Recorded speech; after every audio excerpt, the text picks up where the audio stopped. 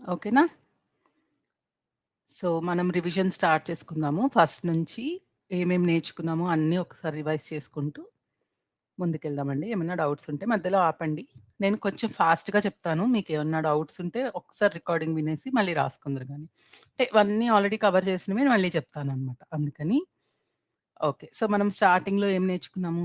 మహావాక్యాలు నేర్చుకున్నాము. అవన్నీ మనకు చెప్పేదేమిటి అనంటే, ఆ భగవంతుడు మనము ఒకటే అని అర్థం వచ్చేబట్టే చెప్తున్నారు. ఏమేం మహావాక్యాలు నేర్చుకున్నామండి?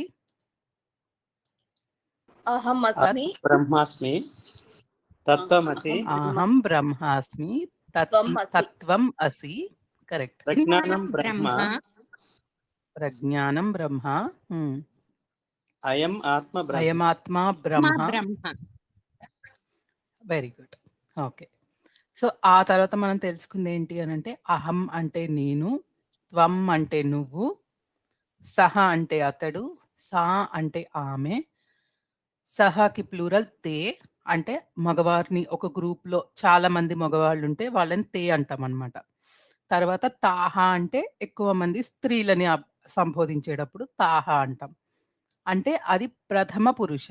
రామః, సీతా, కృష్ణః, శివః ఇవన్నీ ప్రథమ పురుష. అంటే మాట్లాడే వాళ్ళిద్దరు కాకుండా అంటే నేను మాట్లాడుతున్నాను, వినేవాళ్ళు మీరు కాకుండా మిగతా వాళ్ళ గురించి మాట్లాడుకుంటున్నాం కదా! వాళ్ళు ప్రథమ పురుష. అంటే నేను నా గురించి చెప్పుకుంటుంటే నేను ఉత్తమ పురుషలో చెప్పుకున్నట్టనమాట.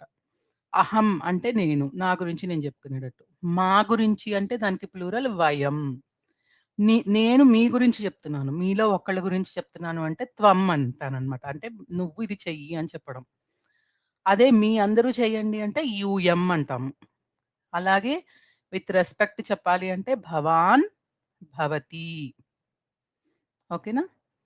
అలా ఇప్పుడు అది ఉత్తమ పురుష, మధ్యమ పురుష, ప్రథమ పురుష. మనకి మొత్తం సంస్కృతంలో 3 వచనాలున్నాయి. 3 లింగాలున్నాయి.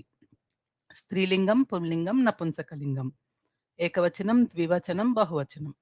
ఏకవచనం అంటే ఒక్కటే దాని గురించి చెప్పడం. ద్వివచనం అంటే స్పెసిఫిక్‌గా వేరే లాంగ్వేజెస్‌లో లేని వాటిల్లో ద్వివచనం ఉంది సంస్కృతంలో. అదేంటి అంటే ఎప్పుడైతే రెండే వస్తాయో అప్పుడు చెప్తామనమాట.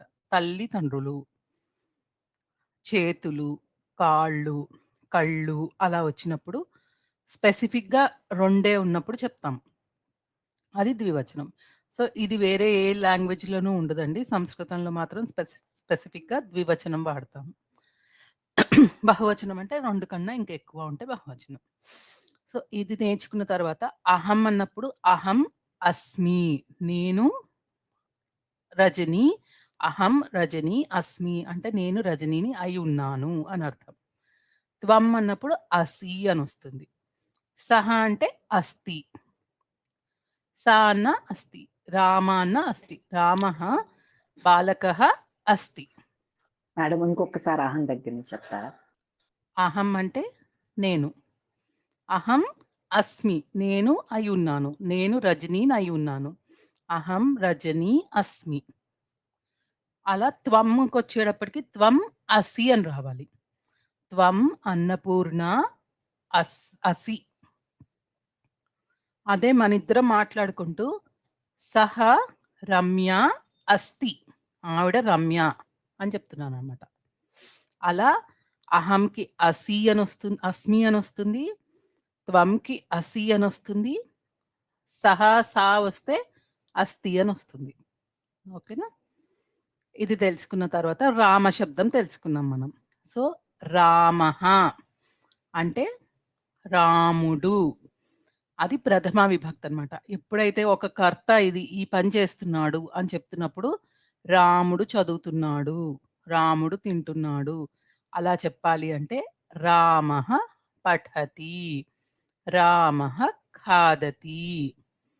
అదే దానికి ప్లూరల్ అయితే రామాః పఠంతి, రామాః ఖాదంతి.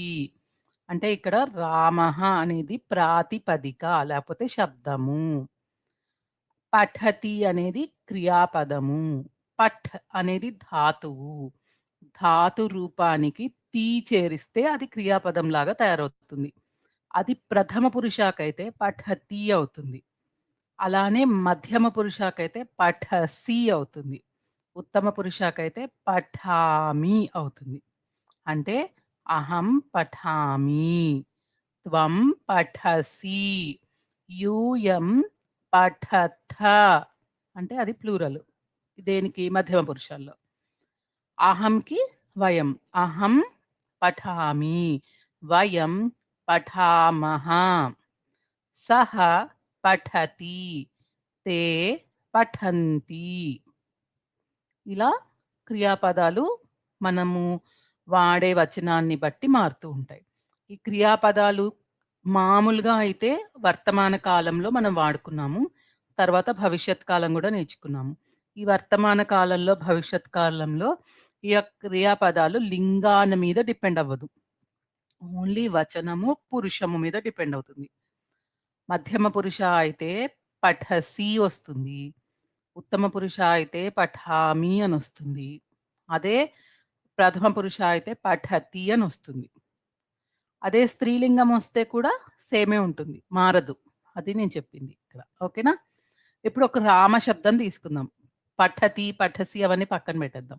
ఓన్లీ రామ శబ్దం తీసుకుందాం. రామ అంటే ఆ రామ శబ్దము ఒక్కొక్క విభక్తిలో ఎలా మారుతుంది అన్నది తెలుసుకుందాం. రామః అంటే రాముడు.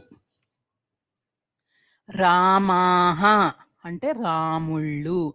ఇది అకారాంత పుల్లింగ శబ్దము. అంటే రామ, కృష్ణ, శివ అని అ, అ, అ తో ఎండ్ అవుతోంది. కదా? అర్థమైందా? బాలకః, అర్థమైందండి. అధ్యాపకః, వృక్షః ఇవన్నీ అకారాంత పుల్లింగాలు. సో, రాముడు అన్నప్పుడు రామః, రాముళ్ళు, రామాః. ఎప్పుడైతే మనము ఒక వాక్యాన్ని రాస్తామో అందులో కర్త, కర్మ, క్రియ ఉంటది. కర్త అంటే చేసేవాళ్ళు. కర్త ఎప్పుడు ప్రథమ విభక్తిలో ఉంటుంది. ఎప్పుడైతే మీరు ఒక పనిని ఏం చేస్తున్నారు అన్నది చెప్తున్నారు, ఆ పనిలో ఏది ఇంపాక్ట్ అవుతోంది.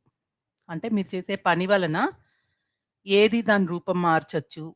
లేకపోతే ఒక చదువుతున్నారు అంటే పుస్తకాన్ని చదువుతున్నారు అంటే అందులో మీరు దానిలో నుంచి కొంచెం తీసుకోవచ్చు జ్ఞానంని. అట్లా ఏది ఇంపాక్ట్ అవుతుంది, లేతే దేని మీద మనం చేసే పని యొక్క ఆ క్రియ యొక్క ఇంపాక్ట్ పడుతోంది అన్నదాన్ని కర్మ అంటాం. సో, ఫలం తింటే ఫలం కర్మ అవుతుంది. అన్నం తింటే అన్నం కర్మ అవుతుంది. పుస్తకాన్ని చదివితే పుస్తకం అనేది కర్మ అవుతుంది. బాలకుడిని చూస్తే బాలకుడు కర్మ అవుతాడు. విద్యాలయానికి వెళ్తున్నాను అంటే విద్యాలయం గూర్చి విద్యాలయం అనేది కర్మ అవుతుంది. అలా కర్మని మనం ఎప్పుడు ద్వితీయా విభక్తిలో పెడతాము. దానికి ఏకవచనం, బహువచనం. రామాన్, రామం అనేది ద్వితీయా విభక్తి ఏకవచనం. రామాన్ అనేది ద్వితీయా విభక్తి బహువచనం. అంటే మీరు చాలా మంది రాముళ్ళ గురించి వాళ్ళని కర్మలో బహువచనం వచ్చినప్పుడు రామాన్ అనొస్తుంది. అంటే మీరు చాలా పుస్తకాలు చదివారు అంటే పుస్తకాని వస్తుంది. ఎందుకంటే పుస్తకం అనేది నపుంసకలింగం. రాముళ్ళని చూసాను అని చెప్పాలనుకోండి రామాన్ పశ్యామి అని చెప్తాననమాట. అలా కర్మలో ఏకవచనం, ద్వివచనం. అది రామః, రామాః, రామం, రామాన్, రామేణ రాముడి చేత, రామైః రాముళ్ళ చేత, రామేణ అంటే రాముడి చేత అంటే రాముడితో కానీ రాముడి చేత గాని. రామేణ సహ అహం ఉద్యానం గచ్ఛామి. నేను రాముడితో కూడి ఉద్యానవనానికి వెళ్ళాను. సీతతో అంటే సీత మళ్ళీ చెప్తాను వద్దు. రామైః అంటే చాలా మంది రాముళ్ళతో అని. ఇప్పుడు నేను మా అన్నలతో కలిసి వెళ్ళాను అని చెప్పాననుకోండి. అగ్రజైః అలా చెప్తాను. కదా? అగ్రజః, అగ్రజైః అంటే చాలా మంది అన్నలతో కూడి అని అర్థం. ఓకేనా? అదే చతుర్థి విభక్తి అయితే సారీ తృతీయ విభక్తిలో అయితే స్పెషల్‌గా రాముడితో అన్నప్పుడేమో కర్త, కర్మ, క్రియ మామూలుగా కర్తరి వాక్యంలో ఉంటుంది. రాముడి చేత అన్నప్పుడు అది కర్మణి వాక్యం అవుతుంది. అంటే పాసివ్ వాయిస్. అంటే అతని చేత చెయ్యబడింది అని చెప్తున్నామంట. అతడు చేశాడు అని డైరెక్ట్‌గా చెప్పకుండా. అంటే కొంచెం ఇండైరెక్ట్ వేలో చెప్తున్నట్టు. ఎవరో మ్యూట్ పెట్టుకోలేదండి. నాకు వాయిస్ వినిపిస్తోంది. ఓకే. ప్లీజ్ అందరూ మ్యూట్‌లో ఉండండి. సో, కర్తరి వాక్యాల్లో ఏమో తృతీయ కర్మణికి చాలా ఇంపార్టెంట్. అండ్ సంస్కృతంలో 80-90% లేతే 60-70% అనుకోండి కనీసం. అన్ని కర్మణి వాక్యాలే ఎక్కువుంటాయి. ఇది కూడా మనం తెలుసుకున్నాం గదా! సో, కర్మణి తృతీయ విభక్తి చాలా ఇంపార్టెంట్ రోల్ ఉంటుంది. తృతీయ విభక్తి అయిపోయాక చతుర్థి విభక్తి. మళ్ళీ మనం ఏమనుకున్నాము? ప్రథమా విభక్తి అంటే కర్త, ద్వితీయ విభక్తి అంటే కర్మ, తృతీయ విభక్తి అంటే కరణం అంటే ఇన్‌స్ట్రుమెంట్. అంటే దేనితో చేస్తున్నామో దాని గురించి చెప్తున్నాం. నేను పెన్నుతో రాస్తున్నాను. నేను పెన్సిల్‌తో రాస్తున్నాను. నేను చాకుతో కట్ చేస్తున్నాను.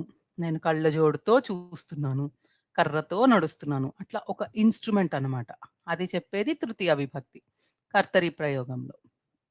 కర్మణిలో అయితే కర్త మారిపోతుంది కాబట్టి, మనం దాని గురించి ఇప్పుడు చర్చించుకోకుండా చతుర్థి విభక్తికి వెళ్దాం. రాముడి కోసం, రాముడి కొరకు అంటే ఇదేంటి? సంప్రదానం. అంటే మనం ఏదైనా ఇచ్చేటప్పుడు కోసం, రాముడి కోసం పండు ఇస్తున్నాను. సీత కోసం పండిస్తున్నాను. బాలకుడి కోసం పండిస్తున్నాను. లేతే పుస్తకం ఇస్తున్నాను. అట్లా చెప్తాం గదండీ! అప్పుడు ఈ ఇచ్చే ప్రాసెస్‌లో ఏదైతే ఉంటుందో, అహం పుస్తకం దదామి అనేది అసలు తప్పేం కాదు. కరెక్ట్ సెంటెన్సే. కానీ నేను ఆ పుస్తకాన్ని ఎవరి కోసం ఇస్తున్నాను? అహం బాలకాయ పుస్తకం దదామి అన్నానంటే బాలకుడి కోసం ఇస్తున్నాను అని చెప్తున్నాననమాట. అది సంప్రదానం. ఓకేనా? రామ శబ్దంకి చతుర్థి విభక్తి రామాయ. బహువచనం రామేభ్యః. అదే పంచమి విభక్తికొస్తే ఎవరి నుండి, వలన, ఎవరికంటే. అంటే ఇదేమిటంటే అపాదానం. అంతేనా? అంటే ఎక్కడి నుంచైతే విడిపడిపోతోందో దాని గురించి చెప్పేది. ఇందాకటిది మనం ఇస్తున్నాము. ఇది అక్కడి నుంచి తీసుకుంటున్నాము. కొంచెం రివర్స్‌లో ఉంది అన్నమాట. రామాత్ రామేభ్యః. దీనికి షార్ట్ కట్ రామతః. అంటే రాముడి నుండి ఏదన్నా విడిపోతోంది. రాముడి నుండి పుస్తకం తీసుకున్నాను. రామాత్ పుస్తకం దదామి. నేను తీసుకున్నాను. అన్నప్పుడు రాముడి దగ్గర నుంచి పుస్తకం దూరమయ్యి నా దగ్గరకొస్తోంది. కాబట్టి అది విడిపోవడం. వృక్షాత్ పర్ణం పతతి. వృక్షము నుండి పండు లేతే ఆకు కింద పడింది. పడుతోంది. కాబట్టి అలా విడిపోతోంది కాబట్టి అది అపాదానం అంటారు దాన్ని. దాన్ని పంచమి విభక్తిలో చెప్తాం. అలాగే ఎప్పుడైనా కంపేర్ చేసేటప్పుడు గూడా అంతే. నేను కృష్ణుడి కంటా, రాముడి కన్నా అని చెప్పాలనుకోండి. ఎవరి కంటే గొప్ప అనేది చెప్తున్నామో వాళ్ళకి పంచమి విభక్తి పెడతాం. రాముడి కంటే కృష్ణుడు గొప్పవాడు. అంటే రామాత్ కృష్ణః పటుః. అంటే ఎవడు గొప్పవాడు అన్నదాన్ని చెప్పేటప్పుడు ఎవరితో కంపేర్ చేస్తున్నామో వాళ్ళు ప్రథమ విభక్తిలో ఉంటారు. కంపేర్ చేయబడే వాళ్ళని పంచమి విభక్తిలో పెడుతున్నాం కదా! రామాత్ కృష్ణః చతురః. రాముడి కంటే ఇతడు అన్నమాట అని చెప్తున్నాం. ఓకేనా? తర్వాత షష్ఠి విభక్తి. షష్ఠి విభక్తిలో మనకి సంబంధం చెప్తుంది. అంటే ఇప్పుడు ఎవరి పుస్తకం అది? లేకపోతే ఎవరి వైఫ్ గురించి మాట్లాడుతున్నాం మనము. లేకపోతే ఎవరి పుత్రుడి గురించి మాట్లాడుతున్నాము. ఎవరి ఇల్లు గురించి చెప్తున్నాము. అట్లా చెప్పే సంబంధం చెప్పేది షష్ఠి విభక్తి. రామస్య రాముని యొక్క తెలుగులో చెప్పాలంటే. అలానే బహువచనం వస్తే రామాణం అనొస్తుంది. తర్వాత అంటే రాముళ్ళ యొక్క అని అర్థం. ఇది ఒక రామానాం అనేది ఒక గ్రూప్‌లో నుంచి ఒకళ్ళ గురించి చెప్పడానికి కూడా ఎక్కువ అంటే వాడుతూ ఉంటాము. మనము భగవద్గీతలో చూసినట్టయితే ఆదిత్యానామహం విష్ణుః అందులో చెప్పినట్టుగా నామ్ అని అందులో చూస్తామనమాట. షష్ఠి విభక్తి బహువచనం వాడడం. కానీ ఇది సప్తమి విభక్తి బహువచనంలో నుంచి కూడా వాడొచ్చు. ఒక గ్రూప్‌లో నుంచి ఒకళ్ళని పిక్ చేసుకోవడంలో ఎక్కువ సప్తమి విభక్తి వాడతాము. షష్ఠి కూడా వాడొచ్చు. తప్పు కాదు. షష్ఠి విభక్తి ఏం చెప్తుంది? ఎవరితో సంబంధమో చెప్తుంది. సప్తమి విభక్తికొచ్చేటప్పటికి లొకేషన్ గానీ, టైం గానీ చెప్తుంది. ఓకేనా? ఇప్పుడు నేను కార్యాలయంలో ఉన్నాను. కార్యాలయే అస్మి.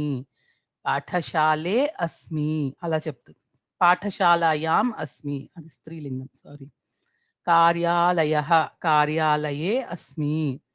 హైదరాబాద్ నగరే అస్మి. నేను హైదరాబాద్ నగరంలో ఉన్నాను. అలా చెప్పడానికి ప్లేస్ చెప్పడానికి. లేకపోతే చతుర్వాదనే 4కి అన్నప్పుడు యందు అని చెప్పేది సప్తమి విభక్తి. దీనికి బహువచనం రామేషు. ఓకేనా? ఎవరన్నా క్విక్‌గా చదువుతారా అన్నీ? ఎవరైనా రాసుకున్నారా ఇప్పుడు? ఇంతకు ముందు రాసుకున్నా పర్వాలేదు. నేను చెప్తాను మేడం. చెప్తానండి. ఎవరో ఒకళ్ళు నాగలక్ష్మి ఆ! నేను చెప్తాను. చదవండి. నాగలక్ష్మి గారు, తర్వాత అరుణ గారు. సీతా శబ్దం మీరు చదువుదురు గాని అరుణ గారు. నాగలక్ష్మి గారు త్వరగా చదివేయండి. ప్రథమ విభక్తి అకారాంతర పుల్లింగం అండి. ఏకవచనం రామః, బహువచనం రామాః. ద్వితీయ విభక్తి రామం, బహువచనం రామాన్. తృతీయ విభక్తి రామేణ, బహువచనం రామైః. చతుర్థి విభక్తి రామాయ, బహువచనం రామేభ్యః. పంచమి విభక్తి రామాత్, బహువచనం రామేభ్యః. షష్ఠి విభక్తి రామస్య, బహువచనం రామాణాం. సప్తమి విభక్తి రామే, బహువచనం రామేషు. ఉత్తమం. చెప్పారండి. Very good. అలాగే ఇప్పుడు సీతా శబ్దం. జై అంటే సీత అంటే సీత. ఆకారాంత స్త్రీలింగం. స్త్రీలింగాలు వచ్చేటప్పటికి ఆ దీర్ఘం చేరుతుంది ఎప్పుడైనా. ఆనే ఉండక్కర్లేదు. వేరే అంతాలు ఉన్నా కానీ మనకెప్పుడు దీర్ఘం ఉంటుంది పేరుకి. స్త్రీలింగం అంటే బాలిక, అరుణ, అన్నపూర్ణ, మాధురి దీర్ఘం ఉంది. అంటే తెలుగుకొచ్చేటప్పటికి మనం పిలిచేటప్పుడు పిలవకపోయినా సంస్కృతం ప్రకారం అయితే దీర్ఘం వస్తుందన్నమాట. ఓకేనా? సో ఆకారాంత స్త్రీలింగం సీతా శబ్దం. సీతా ఏకవచనం అంటే ఒక సీత. సీతాహ చాలా మంది సీతలు. సీతాం సీతను. సీతను చూడడమో సీతను పిలవడమో ఇలాగా. సీతాహ బహువచనం. సీతాయ సీతాభిః.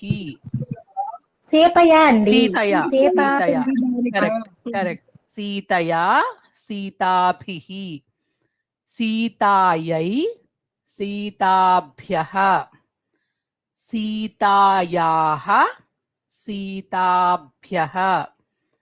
సీతాయాః సీతానాం. సీతాయాం సీతాసు. ఓకేనా? అంతేనా? అంటే సీత సీతలు, సీతను సీతలను, సీత చేత లేకపోతే సీతతో, సీతల చేత సీతలతో, సీత కొరకు సీతల కొరకు, సీత నుండి సీతల నుండి, సీత సంబోధన యొక్క కూడా చెప్పుకుందాం మేడం. చెప్దామండి. సీత యొక్క సీతల యొక్క, సీత యందు సీతల యందు. అర్థమైందా? ఇక్కడ వరకు ఏమన్నా డౌట్స్ ఉన్నాయా? రామ శబ్దంలో సంబోధన ఒక దూరంగా ఉన్న రాముణ్ణి పిలవాలంటే హే రామ అంటాం. అదే చాలా మంది రాముళ్ళు అయితే హే రామాహ. సీత అయితే హే సీతే, హే సీతాహ. యూజువల్‌గా సంబోధన ఇంచుమించుగా చాలా మట్టుకు ప్రథమ విభక్తిలానే ఉంటుంది. దానికి ఒక హే జాయిన్ అవుతుంది. కొన్ని మారుతాయి. ఇప్పుడు స్త్రీలింగంలో సీతే అయింది. సీతా అలా. మనం చిన్నప్పుడు రామాయణంలో చూసుంటాం కదా! హే సీతే అని పిలుస్తూ ఉండేవాడు రాముడు. అలాంటివి గుర్తుపెట్టుకుంటే మనకి ఇక్కడ ఈజీగా గుర్తొస్తుంది. ఓకేనా? రామ శబ్దం అయిపోయింది. పుస్తకం కానీ ఏదైనా నపుంసకలింగం చెప్తారా? మేడం ఒక చిన్న డౌట్. మీరు ఒక మాట చెప్పారు కదా, ఇప్పుడు సంబంధ కారకం అలాగా సప్తమి విభక్తికి అలాంటి పదం ఏదో చెప్పారు. షష్ఠికండి. షష్ఠికి ఆహా! అర్థమైంది. అర్థమైంది. అర్థమైంది. సప్తమికి అపాదానం నామతః అని చెప్పారండి. ఏండి? నామతః అని చెప్పారు. అది పంచమీ విభక్తిలో షార్ట్ కట్. నాకు మీరు అడిగిన అర్థమైంది ఆ. సువర్ణ గారు. నేను చూసి చెప్తాను. ఆ- నేను అపాదానం నేను కుసుమ. కుసుమ గారు అర్థమైంది. నేను ఒకసారి చూసి చెప్తాను. నాకు సడన్ గా ఇప్పుడు రికలెక్ట్ అవ్వట్లేదు. ఒక పదం హా. చెప్పారు. ఆ పదం ఒకటిను, ఆ తర్వాత ఇప్పుడు దీన్ని రాముళ్లలో అదే ఆదిత్యానామహం విష్ణు అని ఒక ఎగ్జాంపుల్ చెప్పారు. అంతేగా? షష్ఠి విభక్తి. అది షష్ఠి విభక్తి అండి, సంబంధం చెప్తుంది. అచ్చా అచ్చా అచ్చా. Okay okay. ఆదిత్యానాం అంటే షష్ఠి బహువచనం. అవునవును, కరెక్టే కదా. అవునవును, సారీ, నేను తప్పుగా అర్థం చేసుకున్నాను. అంటే అప్పుడు అర్థమైంది, ఇప్పుడు నేనే తప్పుగా చెప్పాను. నగరే ఓకే. నగరే అంటే ఇప్పుడు షష్ఠి, అంటే రాముడు సప్తమి, నగరే అదే నగరే సప్తమి అండి, నగరే అంటే సప్తమి. నగరస్య అంటే షష్ఠి, అవును. నగరేషు అంటే సప్తమి, నగరాణం అంటే షష్ఠి విభక్తి. నగరముల యందు, నగరముల యొక్క. మీరు కన్ఫ్యూజ్ అయ్యి నన్ను కన్ఫ్యూజ్ చేయొద్దు. ఒకసారి చూడండి. నగరే అస్థి అంటే అని అదే చెప్పారు మేడం మీరు. నపుంసకలింగం. హైదరాబాద్ నగరే అస్థి అని చెప్పారు. అది సప్తమి విభక్తి అండి. సప్తమి విభక్తి. సప్తమి ఏకవచనం, కరెక్ట్. నగరే అని వస్తే సప్తమియే. ఆవిడ ఏమడిగారు? ఏకవాదనము ఏదో చెప్పారండి, అదే టైం గురించి కూడా చెప్పారు. చతుర్వాదనే కక్షా అస్తి అన్నాను అనుకోండి, 4ంటికి క్లాస్ ఉంది అని చెప్పడం అనమాట. చతుర్వాదని అప్పుడు నేను అనింది ఒక స్థలం గురించి కానీ ఒక టైం గురించి కానీ చెప్తుంది సప్తమి విభక్తి. నేను ఈ టైంలో ఆఫీస్లో ఉన్నాను, నేను ఈ టైంలో విద్యాలయంలో ఉన్నాను, విద్యాలయము యందు అంటాను కదా, అప్పుడు సప్తమి విభక్తి వస్తుంది అని చెప్పాను. అధికరణం సప్తమి విభక్తి. అధికరణం, కరెక్ట్ కరెక్ట్. అని వస్తుంది కానీ నోట్లోంచి ఇంకా తర్వాత అది రావట్లేదు. థ్యాంక్ యూ అండి సత్యనారాయణ గారు. చెప్పండి కుసుమ గారు, అర్థమైందా ఇప్పుడు? అర్థమైందండి మేడం. గురించి కానీ టైం. Okay, correct. అరుణ గారు సీతా శబ్దం చదవండి. ఇంకోళ్ళు ఎవరైనా ఒక నపుంసకలింగంతి చెప్తారు, కానీ నపుంసకలింగంలో ఒక మెయిన్ పాయింట్ ఏంటి అని అంటే, ఫస్ట్ ప్రథమ విభక్తి ద్వితీయ విభక్తి మాత్రమే మారుతాయి, మిగతావన్నీ రామశబ్దంలో ఎలా ఉంటుందో అలా ఫాలో అయిపోతుంది. కాబట్టి ప్రథమ విభక్తి ద్వితీయ విభక్తి నేర్చుకుంటే సరిపోతుంది దేనికి, నపుంసకలింగం నపుంసకలింగ శబ్దాలకి. ఓకేనా? ప్రథమ కదండి నపుంసకలింగంలో, ప్రథమ ద్వితీయ ఒకలా ఉంటాయిగా. అవును, ఒక ప్రథమ నేర్చుకుంటే చాలు, అన్ని వచ్చేసినట్టే. ఓకే, అది కూడా చెప్పేస్తాను. అరుణ గారు సీతా శబ్దం చెప్తారు, ఇంకొకళ్ళు అంటే ఒకసారి రివిజన్ అవుతుంది కాబట్టి పుస్తకంకి చెప్పండి. ఓకేనా? పుస్తకం, పుస్తకాని అనేది ప్రథమ విభక్తి ఏకవచనం బహువచనం. అలాగే ద్వితీయ విభక్తికి కూడా పుస్తకం, పుస్తకాని అంతే. ఓకేనా? తృతీయ విభక్తి నుంచి రామశబ్దం లాగే ఉంటాయి. చెప్తారా? అరుణ గారు సీతా శబ్దం చెప్పండి, తర్వాత మాధురి గారు మీరు నపుంసకలింగం చెప్తారు. కానీ మేడం నాదా ఇలా ఏమండి? సీత ఇప్పుడు ఆన్ అయిందా అండి? వస్తుంది, మాట వినిపిస్తోంది చెప్పండి. ఆకారాంత స్త్రీలింగం సీతా శబ్దం. సీతా ఏకవచనం, సీతాహ బహువచనం. సీతాం, సీతాహ, సీతయా, సీతాభిః, సీతాయై, సీతాభ్యః, సీతాయాః, సీతాభ్యః, సీతాయాః, సీతానాం, సీతాయాం, సీతాసు. సీతానాం తర్వాత సీతాయాం, కరెక్ట్. సీతాయాం కదమ్మా, సీతానామ సీతాయామా? సీతాయాం, సీతాసు, కరెక్ట్ చెప్పారండి. సంబోధన ఇది. హే సీతే, హే సీతాహ. ఉత్తమం, వెరీ గుడ్. మీరు మధ్య మధ్యలో అడిగినా కానీ చెప్పగలుగుతారా అందరూ?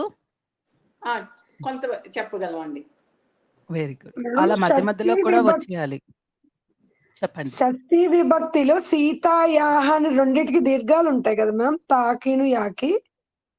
సీతాయాహ పంచమిలో షష్ఠిలో రెండిటికి ఉంటాయండి. స్త్రీలింగంలో మాధురి గారు అయితే మాతో బాగా ప్రాక్టీస్ చేయించారండి ఇది. Very good, very good.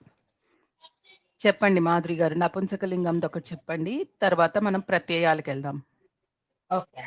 పుస్తకం నపుంసకలింగం, ప్రథమ విభక్తి ఏకవచనం. పుస్తకాని బహువచనం ప్రథమ విభక్తి. ద్వితీయ విభక్తి పుస్తకం పుస్తకాని. తృతీయ విభక్తి పుస్తకేన పుస్తకైః. చతుర్థి విభక్తి పుస్తకాయ పుస్తకేభ్యః. పంచమి విభక్తి పుస్తకాత్ పుస్తకేభ్యః. షష్ఠి విభక్తి పుస్తకస్య పుస్తకానాం. సప్తమి విభక్తి పుస్తకే పుస్తకేషు. ఓకే. సో అలాగే మనం ఇంకా ఏం చేసుకున్నాం, నంబర్స్ నేర్చుకున్నాం. 1 2 3 4 5 6 7 8 9 10. ఇంకేం నేర్చుకున్నాం, 20 30 40 50 60 70 80. తర్వాత ఏమిటది, 90 శతం శతం, సహస్రం, లక్షం, కోటి. కోటి. టైం చెప్తారా ఎవరన్నా? అలాగే అన్ని చెప్పద్దు, ఒక్కదానికి చెప్పండి చాలు. ఏకవాదనం. పాదోన ఏకవాదనం. పాదోన అంటే ఫస్ట్ యాడ్ చేద్దాం. ఫస్ట్ 15 minutes యాడ్ చేయాలి. ఏకవాదనం, ద్వివాదనం. అలా కాదు, అలా కాదండి అనురాధ గారు. ఏకవాదనం, సపాద ఏకవాదనం, సార్థ ఏకవాదనం, పాదోన ద్వివాదనం. ఉత్తమం. అలా అన్నిటికీ కదా. అర్థమైందా? ఇంకెవరికైనా ఏమన్నా డౌట్స్ ఉన్నాయా అందులో? టైంలో చెప్పగలుగుతారా టకటక? 6 నుంచి 7 దాకా చెప్పండి ఎవరన్నా. చెప్తున్నా అండి. నేను చెప్తున్నాను. ఇందాక చెప్పిన వాళ్ళు కాకుండా చెప్పండి, ఓకేనా? నేను చెప్తున్నా రిపీట్ వేరే వాళ్ళందరికీ ఛాన్స్ ఇవ్వండి. చెప్పండి. సపాద షడ్వాదనం, సార్ధ షడ్వాదనం, పాదోన సప్తవాదనం. 6 సపాద, 6:30 సార్థ,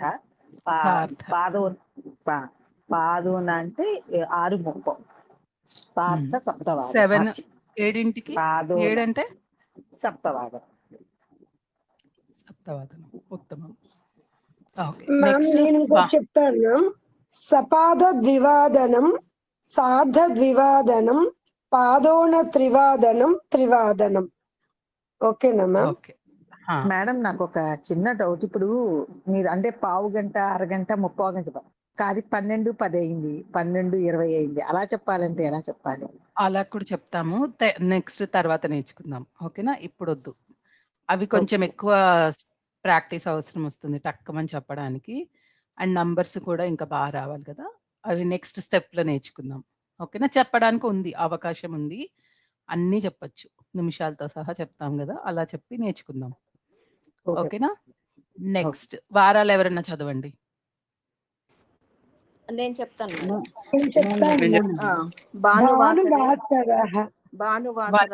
చదవండి, ఇద్దరు కానీ ముగ్గురు కానీ చదువుతారు కానీ. సువర్ణ గారు, అనురాధ గారు, సత్యనారాయణ గారు కొంచెం ఫాస్ట్ గా చదవండి. భానువాసరః ఆదివారం, ఇందువాసరే వాసరః సోమవారం, జయ కుజ భౌమవాసరః మంగళవారం, సౌమ్యవాసరః బుధవారం, బృహస్పతివాసరః గురువారం, భృగువాసరః శుక్రవారం, స్థిరవాసరః శనివారం. స్థిర ఆర్ మంద. కరెక్ట్. చదవండి అనురాధ గారు. అందరూ రాసుకున్నారు, అందరికి వచ్చేసాయి కదా బానే? వచ్చిందండి, బాగా వచ్చాయి. ఓకే.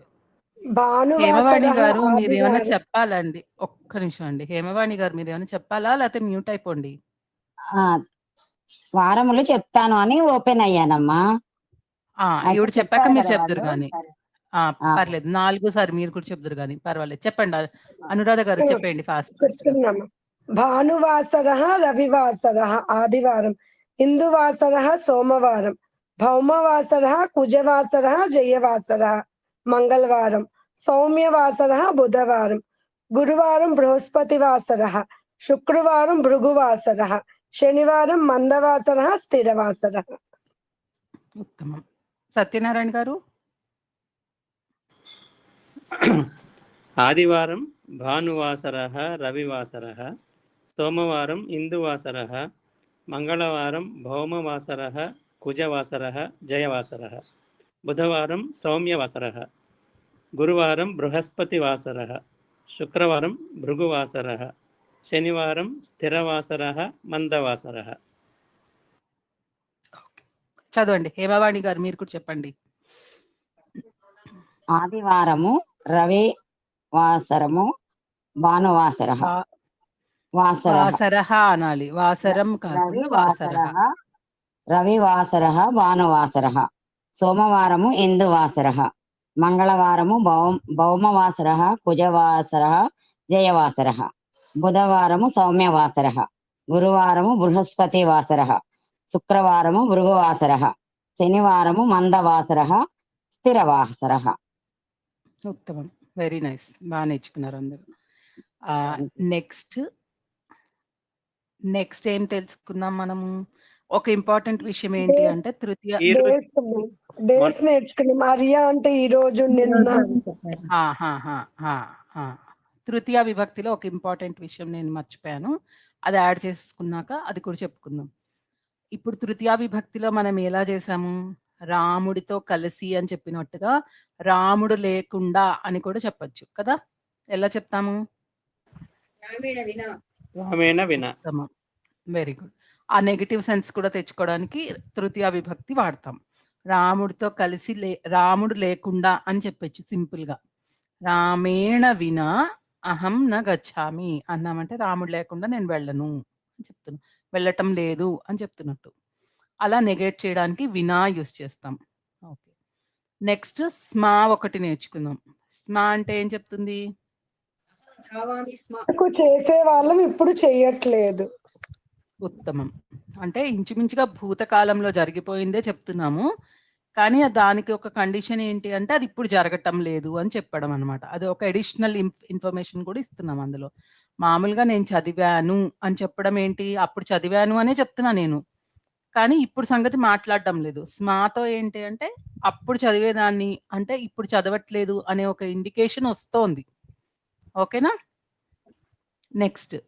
సో ఇందులో కూడా స్మాలో కూడా మీకు అన్ని అర్థమయ్యాయి కదా, డౌట్స్ ఏం లేవు కదా? మీరేం చెప్పారంటే ఏ సెంటెన్స్ ముందర ఏదన్నా ఉండని, భూతకాలం ఉండని, భవిష్యత్ కాలం ఉండని, అంటే సెంటెన్స్ అంతా మామూలుగా రాసుకొని స్మా పెడతాం అంతే. భూతకాలంలో మళ్ళీ భూతకాలం అన్న కరెక్ట్ గా గుర్తులేదండి. వర్తమాన కాలంకి చెప్పచ్చు అలాగా. ఓకేనా? నేను చదువుతూ ఉండేదాన్ని చెప్పండి ఎవరన్నా. అహం పఠామి స్మ. నువ్వు ఆడేదానివి. క్రీడసి స్మ. అతడు నృత్యము చేసేవాడు. మాట్లాడని వాళ్ళందరూ చెప్పాలి. శ్యామల గారు, మాధవి కర్రా గారు, పద్మావతి గారు, రమ్య శ్రీనివాస్ గారు, శశికళ గారు, బకుళ గారు, వీళ్ళెవరన్నా చెప్పండి. చెప్పిన వాళ్ళైతే రిపీట్ చేస్తున్నారు. చెప్పరా? క్వశ్చన్ అడగరా? అతడు నృత్యము చేసేవాడు. సహా నృత్యం కరోతి స్మ. Very good, very good. నువ్వు నృత్యం చేసేవాడివి అంటే నృత్యం కరోతి స్మ. కరోసి స్మ. కరోసి లాగా కరోసి కాదు, కరోషి. షణ్ముఖాలో షా వస్తుంది ఇక్కడ. ఓకేనా? Okay madam. కరోతికి ఒక్కదానికి అది స్పెషల్ వర్బ్, మధ్యమ పురుషాలు అలా వస్తుంది కరోషి. ఇంకో దానికి కూడా వస్తుంది అలాగే, నాకు కరెక్ట్ గా గుర్తురాట్లేదు ఇప్పుడు. అది కూడా ఒకటి కరోషి అనేసి వస్తుంది, షీ వస్తుంది మామూలుగా సి రాకుండా. అది గుర్తుపెట్టుకోవాలి. ఓకేనా? సో ఇప్పుడు మనం ఏం చేస్తామంటే అహం పఠామి, వయం పఠామహ, త్వం పఠసి. యూయం ఏమండి? మీరు చెప్పిన- పఠథ. మేడం ఇప్పుడు మీరు చెప్పిన దాన్ని బట్టి ఓన్లీ వర్తమాన కాలానికే స్మా వస్తుంది. అంతే. ఎప్పుడో చేసేదాన్ని ఇప్పుడు చేయట్లేదు అన్నట్టు చెప్తున్నాం కదా! అది కొంచెం ఆలోచించండి ఒకసారి. నేను కూడా ఆలోచిస్తాను. ఓకేనా? Okay madam. అంటే మీరు ఇక్కడ గుడికి వెళ్ళేదా, గుడి నుంచి ఇంటికి వెళ్ళి అప్పుడు రోజుల్లో వెళ్ళేదాన్ని కానీ ఇప్పుడు ఎక్కడికి వెళ్ళట్లేదు అని అంత పొడుగు సెంటెన్స్ రాసినా కూడా చివరి స్మా పెడితే సరిపోతుంది అని. అంతే. అంతే. నేను చదవబోయేవాడిని అని అయితే ఎక్కువ చెప్పం కదా! చదవబోయేవాడిని ఇప్పుడు చదవట్లేదు అలా చెప్పం కదా! సో, అది అందులో వాడము. ఆల్రెడీ అయిపోయిన దాని గురించి చెప్తూ వర్తమాన కాలంలోనే వాడతాం. మేడం ఇది మధ్యమ పురుషాలో కరోసిస్ స్మా కాకుండా కరోషిస్ స్మా అన్నారు. ఓన్లీ కరోకినేనా ఇంకా దేనికైనా వస్తుందా? ఇంకొక దానికి వస్తుందండి. ఇప్పుడు నేను చూసి చెప్తాను. అది నేను మెసేజ్‌లో టైప్ చేస్తాను. ఓకేనా? సరే గ్రూప్‌లో సరే. మెసేజ్ పెడతాను. కరోషి అను. ఎక్కడ వాడినా కరోషి అనే వాడాలండి. ఎక్కడ ఏ ప్లేస్ లో వాడినా మధ్యమ పురుషాలో వస్తుందండి ఏకవచనంలో. మిగతా వాటికి రాదు. అదే నేను అంటే కరోషి అదే కరోతి కదా, కరోతి ఏకవచనం. కరోతి, కుర్వంతి దానికి బహువచనం. అదే కరోషి. కరోతి అనేది మనం ఏ కాంటెక్స్ట్ లో వాడినా, అంటే ఏ సందర్భంలో ఏ సెంటెన్సెస్ లో వాడినా కరోషి అనే వస్తుంది మీరు చెప్తున్నారు అంతేనా? అది ఓన్లీ మధ్యమ పురుష ఏకవచనంలోనే వస్తుంది అని చెప్తున్నాను. ఇంకెక్కడ వస్తుంది కరోతి? అసలు ఎక్కడ రాదు కదా, మధ్యమ పురుషులోనే వస్తుంది కదా కరోతి. ఎందుకు? సహకార్యం కరోతి. మరి ఇప్పుడు ఇట్లా మొత్తం అన్ని ఎగ్జాంపుల్స్ చేద్దాం ఒకసారి. ఒకటి చేస్తూ అది అప్పుడు కరోతి కూడా తీసుకుందాం. ఓకేనా? నేను అనేది రామః పుస్తకం పఠతి, రామాః పుస్తకం పఠంతి, త్వం పుస్తకం పఠసి, యూయం పుస్తకం పఠథ, అహం పుస్తకం పఠామి, వయం పుస్తకం పఠామః. అలా ఒక ఎగ్జాంపుల్ చెప్పండి. వేరే క్రియాపదం తీసుకొని అన్ని కవర్ అయ్యేటట్టు. శ్యామల గారు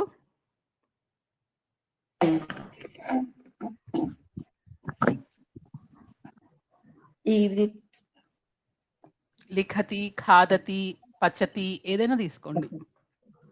అహం లిఖామి, యూయం లిఖత, త్వం లిఖసి, వయం లిఖామః, సహ లిఖతి, సా లిఖతి, రామః లిఖతి, సీతా లిఖతి. ప్లూరల్ చెప్పండి. మధ్య ప్రథమ పురుష. రామాః పఠంతి, సీతాః పఠంతి, తే పఠంతి, అదండి. తాహ పఠంతి. పఠంతి. తాహ అంటే దూరంగా ఉన్న ఆ స్త్రీలు అని. దగ్గరగా ఉన్న స్త్రీలను ఏమంటారు? వీళ్ళు అనడానికి ఏతాః. ఉత్తమం. ఏ పెడితే దూరంది దగ్గర అయిపోతుంది. ఓకేనా? ఓకే. ఓకే.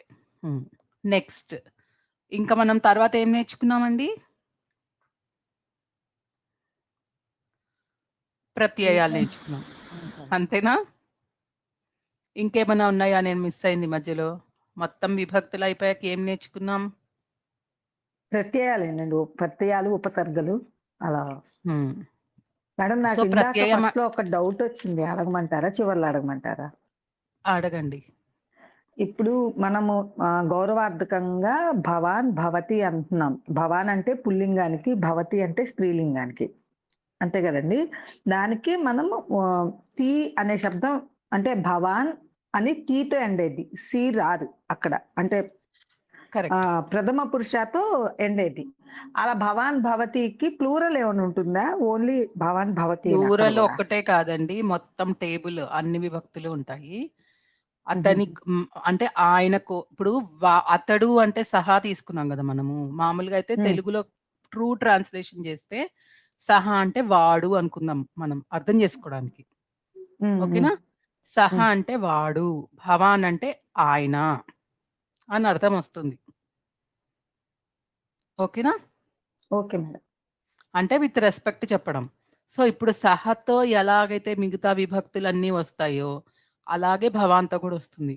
ఒక ఆయన, వారు, అలా ఆయనని, వారిని, ఆయన చేత, వారి చేత అలా అన్నీ ఉంటాయి. విభక్తులన్నీ ఉంటాయి. కానీ అవి చాలా కష్టంగా ఉంటాయి ప్రొనౌన్స్ చేయడానికి. అందుకని మనం తర్వాత నేర్చుకుందాం వాటిని. Okay madam. ఓకేనా? మనము ఒకటి నేర్చుకున్నాం. ఒక విభక్తి చెప్పండి అదేంటో? భావానికి ఒక విభక్తి, ప్రథమా విభక్తి కాకుండా ఒకటి నేర్చుకున్నాం. చెప్పాలి త్వరగా. భవతః భవత్యః. ఏ విభక్తి అండి అది? పంచమి విభక్తి అండి. పంచమి. షష్ఠి విభక్తి అండి. కరెక్ట్. తవ నామ కిం, భవత్యాహ నామ కిం, భవతః నామ కిం. భవతః అంటే షష్ఠి విభక్తి ఏకవచనం భవాన్ శబ్దంకి. అదే భవాన్ శబ్దంలో స్త్రీలింగం భవతీ అవుతుంది. దానికి షష్ఠి విభక్తి భవతః. ఓకేనా? భవత్యః. భవతః నామ కిం, భవత్యాహ నామ కిం. అంతే కదా? భవతః అంటే పుల్లింగం, భవత్యాహ అంటేనేమో స్త్రీలింగం. భవతీకి షష్ఠి విభక్తి పెట్టాలి అంటే భవత్యాహ. ఓకేనా? ఇప్పుడు అలాగే మనము ఈ శబ్దాల్లో ఇంకా ఏం నేర్చుకున్నాము? సహ శబ్దం నేర్చుకున్నాము. సా శబ్దం అంటే మనకేంటి సర్వనామ శబ్దాలు అవి. దాన్ని తద్ శబ్దం అంటారు. అవేంటి? సహ, సా నేర్చుకున్నాము. అలాగే అస్మద్, యుష్మద్ కూడా నేర్చుకున్నాం కదా? అవును మేడం. అహం వయం. అహం వయం. అహంనేమో అస్మద్ శబ్దం అంటారు. త్వమ్ము శబ్దానికేమో యుష్మద్ శబ్దం అంటారు. ఓకేనా? అహము, అహం వయం అవి అస్మద్ శబ్దం. త్వమ్ము యూయం అనేది యుష్మద్ శబ్దం. ఓకేనా? ఎవరైనా అన్ని విభక్తులు చెప్పేస్తారా టకటక? ఇప్పటిదాకా చెప్పని వాళ్ళు చెప్పండి. నేను విభక్తులు అయితే చెప్పలేదు మేడం. చూసి చదవండి. అందరూ వింటారు. నేను చదవనా మేడం? అహం చదవండి. మాధవి కర్రా గారు చదవండి. ఇప్పటిదాకా మీరు మాట్లాడలేదు కదా. అంటే అతడు, వారు, అతడికి, అతడిని, వారిని అలా తెలుగులో కూడా చెప్తూ చదవండి. అహం చెప్తున్నాను మేడం. అహం ఉత్తమ పురుష ప్రథమ. అహం శబ్దాన్ని విభక్తి ప్రథమ విభక్తి. దాన్ని అహం శబ్దం అనకూడదు, అస్మద్ శబ్దం అనాలి. అస్మద్ శబ్దం. అహం నేను ప్రథమ విభక్తి. బహువచనం వయం మేము, మేమందరము, మీరు, మీరందరూ అని రాసుకున్నాను మేడం. అలాగా ద్వితీయ కాదండి, అహం అంటే నేను, వయం అంటే మీరు కాదు, మేమందరం, మేము రాశాను. అది 2 రసాలే చెప్తాను మేడం. అహం నేను ప్రథమ విభక్తి ఏకవచనం, బహువచనం వయం మీరు, మీరందరూ. మీరు రెండు చెప్పండి, ఒకటే చెప్పండి. మేము వయం. ఒక్కసారి వయం అండి. అస్మద్ శబ్దం అంటే అహము వయము మాత్రమే చెప్పండి, యూఎంకి వెళ్ళొద్దు. అలాగే మేడం. అహం నేను, వయం మేము, ద్వితీయ భక్తి మేము, లేకపోతే మేమందరం అంతే. అదే మేము, మేమందరము. ద్వితీయ భక్తి మాం, అస్మాన్. తృతీయ భక్తి మయా, నా చేత. అస్మాభిః, మా చేత, మాతో. చతుర్థి భక్తి మహ్యం, మే, నా కోసం, నా కొరకు. అస్మాభ్యం, మా అందరి కోసం, మా అందరి కొరకు. అస్మాభ్యం కాదు, అస్మభ్యం. మాకి దీర్ఘం ఉండదు కదా. అస్మాభ్యం అంటే అస్మభ్యం. నేను తప్పు రాస్తున్నాను. అస్మభ్యం. అస్మభ్యం. పంచమి విభక్తి మత్, నా నుండి. అస్మత్, మా అందరి నుండి. షష్ఠీ విభక్తి మం, మే, నా యొక్క. అస్మాకం, మా యొక్క. సప్తమి విభక్తి షష్ఠి ఒకసారి మళ్ళా చెప్పండి. మాం, మే. మమ్మ అన్నట్టు వినిపించింది. Okay, correct. సప్తమి విభక్తి మయి, నాయందు. అస్మాసు, మాయందు. అస్మాసు కదా. అస్మాసు. మ్యామ్ ఇక్కడ షష్ఠి విభక్తి మమాను అస్మాకం కాదా మ్యామ్ అక్కడ? అవును, మమ ఒకటి ఏకవచనము. మమ తర్వాత మే కూడా వస్తుందండి. మనకి కొన్ని విభక్తుల్లో 2 ఉంటాయి, మనం ఒకటే నేర్చుకున్నాం. మమ, మే, తర్వాత అస్మాకం అది బహువచనం. నెక్స్ట్ ఇంకొకళ్ళు యుష్మత్ శబ్దం చదవండి. త్వం నీవు, యూయం మీరు, త్వాం నన్ను, యుష్మాన్ త్వాం నిన్ను, త్వాం త్వాం అంటే నిన్ను, నిన్ను, యుష్మాన్ అంటే మిమ్మల్ని, త్వయా త్వయా అంటే రామేణ అలాగా. ఇక్కడ ఏం చెప్పాలి దీన్ని? నీ చేత, నీ చేత, నీతో, నీతో లేకపోతే నీ చేత, నీ చేత మీ చేత, యుష్మాభిః మీ చేత, తుభ్యం మీ కొరకు, నా కొరకు, అదే మీ కొరకు, నీ కొరకు, మీ కొరకు, యుష్మభ్యం. ఆ తర్వాత త్వత్ అంటే నీ నుండి, యుష్మత్ మీ నుండి. ఆ తర్వాత తవ అంటే రాముడి యొక్క తవ. మళ్ళీ మీరు దీనికి కూడా రాముడి యొక్కకి వెళ్ళిపోతే ఎలా అండి? రాముడి యొక్క అని అంటున్నారు. ఓకే, కంపేర్ చేసుకుంటున్నారు, అర్థమైంది. అర్థం చేసుకుంటున్నారు. అది ఇది వాయిస్ చాలా డిస్టర్బెన్స్ వస్తుంది వెనక, అంటే లైన్ క్లియర్ గా లేదు. చెప్పేయండి. యుష్మాకం మీ యొక్క, త్వౌ నీ అంటే నీ సప్తమి నీ యందు, యుష్మాసు మీ యందు. అది త్వయి కదండి. త్వయి ఏకవచనం ఏం చెప్పారు? త్వయి.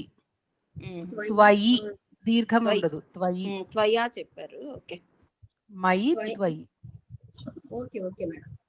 అసలు డిస్టర్బెన్స్ ఎందుకు వస్తుందో తెలియదు మరి. ఓకే బట్ ఎనీవే, ఒకసారి వీలైతే లీవ్ అయ్యి రండి, మళ్ళీ కనెక్ట్ అవ్వండి.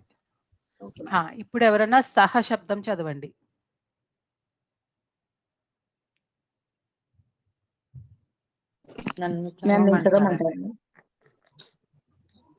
చదవండి ఎవరో ఒకళ్ళు సహ, ఒకళ్ళు సువర్ణ గారు చదవండి.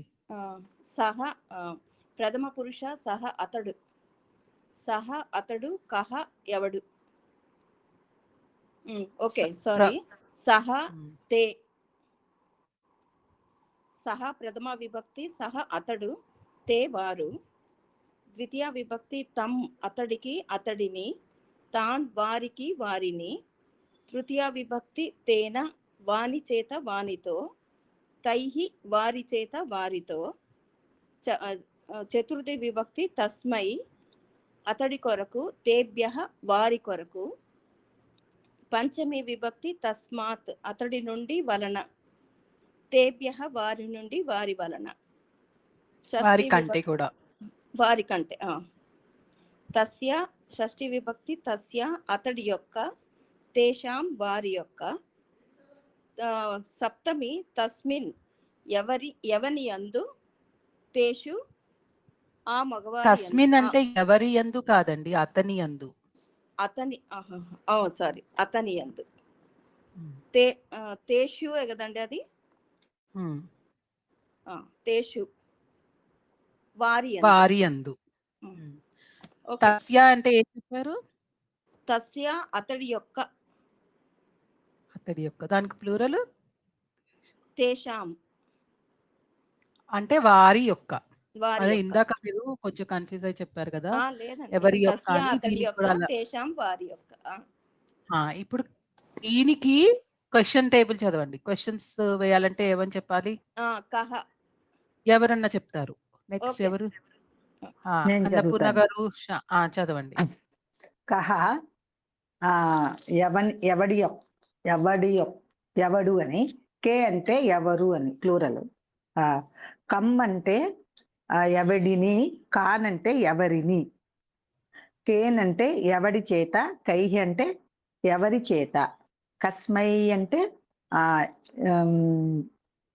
ఎవని కొరకు, ఎవని కొరకు.